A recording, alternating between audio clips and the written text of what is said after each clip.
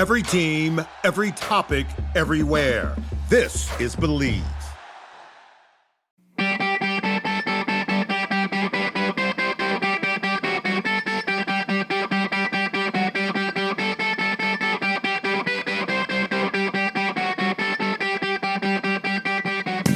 Welcome to Friday Faceoffs. Every Friday, Toph and I are going to go 10 minutes toe-to-toe with a controversial topic in the hockey world. Toph, what's today's topic? I was trying to be like a movie guy. You know, like the guys with the cool voices. Yeah, I do. I don't know if you hit it, but yeah, it's good. It's good. So this is obviously in the news right now. I've been getting a ton of questions about this. Everybody's talking about it, and it is major junior players are now able to play college hockey. So players in the CHL that were playing major junior previously, they were looked at as professionals because there are players in their league that have signed professional contracts. They get paid, but now with all this NIL stuff and just the way that college sports is going, they just had a vote, and now you can have major junior players that are playing college hockey for the future. So hot button topic for sure. There are a lot of different opinions that were thrown around on social media over the past week or so since this ruling came down. So Vechs, overall, what are your thoughts, man? I don't know. I don't think I like it. I like it. If I was a major junior player and I wasn't good enough to play pro hockey yet, I would love this rule because it helps those guys a lot. I think it's going to hurt USA junior hockey leagues quite a bit, honestly. I think it's going to push them down. I think more players are going to probably try to go the major junior route, which, you know, who knows what's going to happen, but this is just my opinion. I think it's going to strengthen major junior hockey, and I think it's going to weaken every league in the U.S., especially below the USHL. I think all leagues below the USHL, because now there's 1,000 of them and they were already getting watered down. I think every league below the USHL is going to take a major hit because very similar to when a player gets called up to the NHL, then somebody from the East Coast is going to go up to the AHL to take that spot. Somebody from below the East Coast is going to come up to the East Coast to take that spot, and so on and so forth. That's going to be happening now at a much higher rate. And I think it's good for college hockey. Let's say that. I think college hockey is going to benefit big time. They're going to get a ton of players that wouldn't have ever played there that are really good players. But I think it's gonna butt clap a lot of US junior hockey leagues.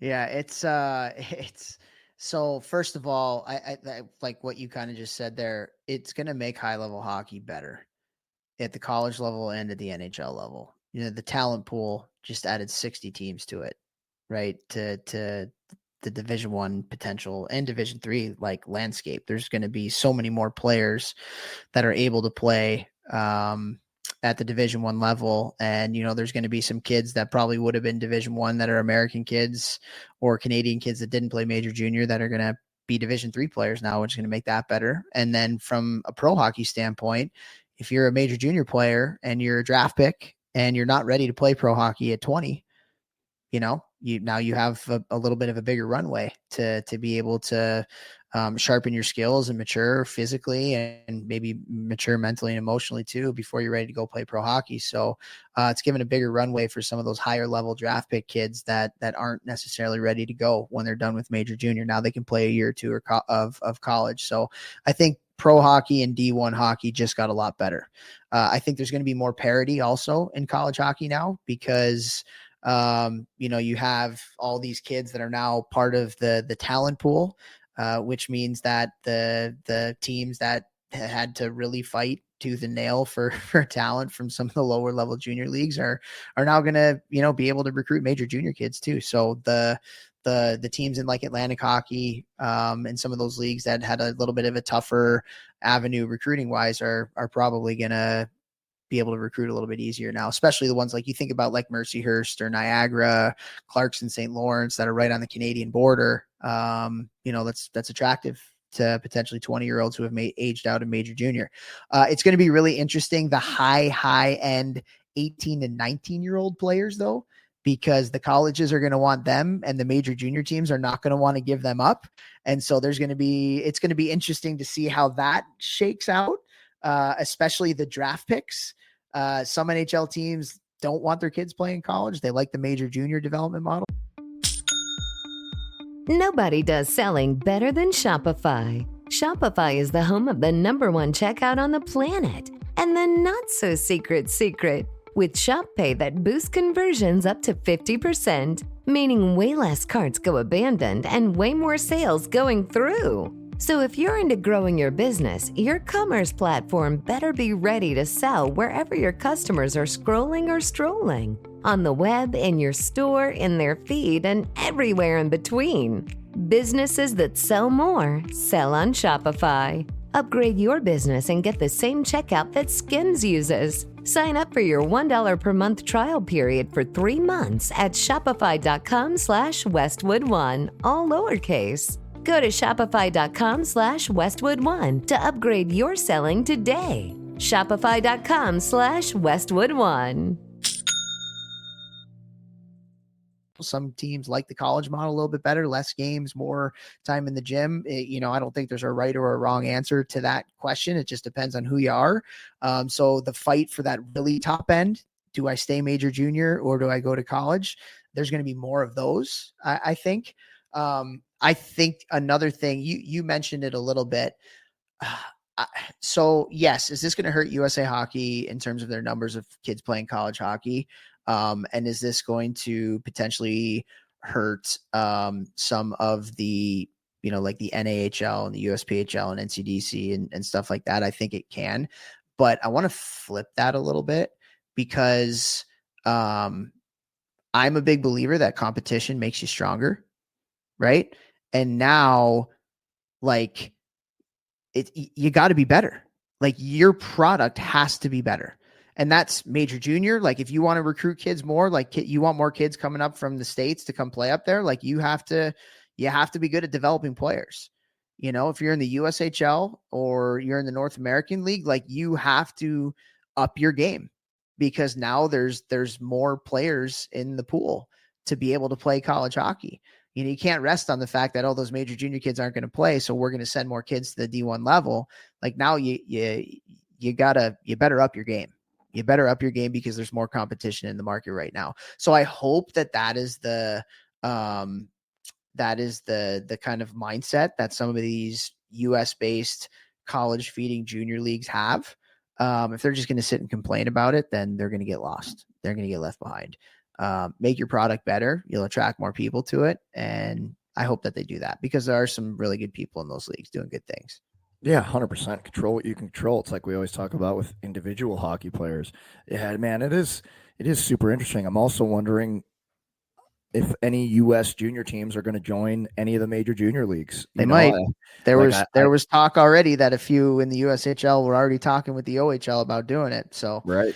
Yeah, that might happen. I can totally see that happening too. And I was wondering if like maybe the USHL will be like for the Mem Cup, like, let's get a USHL winner champion to play in the Mem Cup. I bet they won't let that happen because then that, right? But like, it's maybe they'll sue. Maybe somebody will sue the Memorial Cup and be like, like somebody obviously must have sued the NCAA to allow this to happen. So, yes. Like you never know. But I always wanted to see that happen anyways. Obviously, there's not benefit for the major junior teams to do that. It's only a negative if they lose to a USHL team.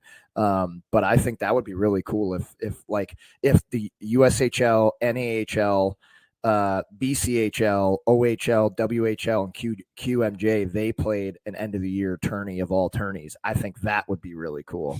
But who knows? We'll see. I don't think that's going to happen, but no. We didn't think this was going to happen though. So who knows? A whole new world. True. The one thing that I think is an unfortunate byproduct of this situation, and I tweeted this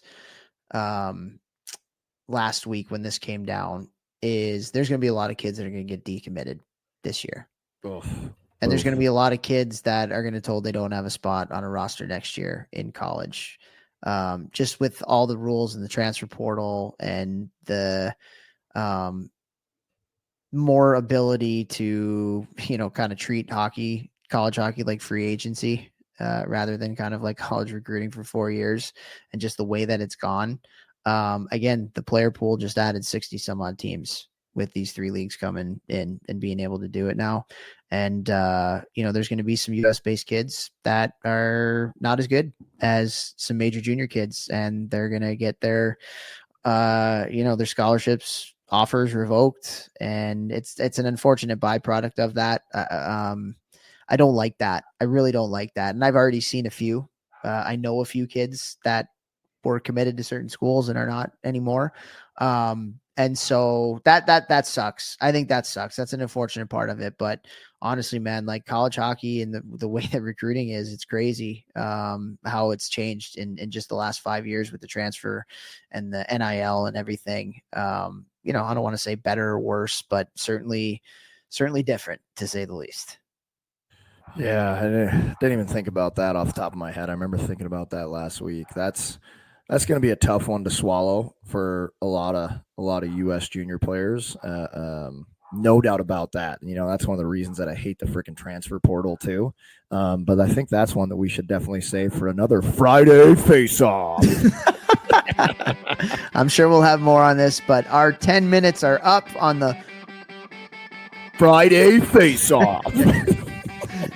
Share the show, everybody.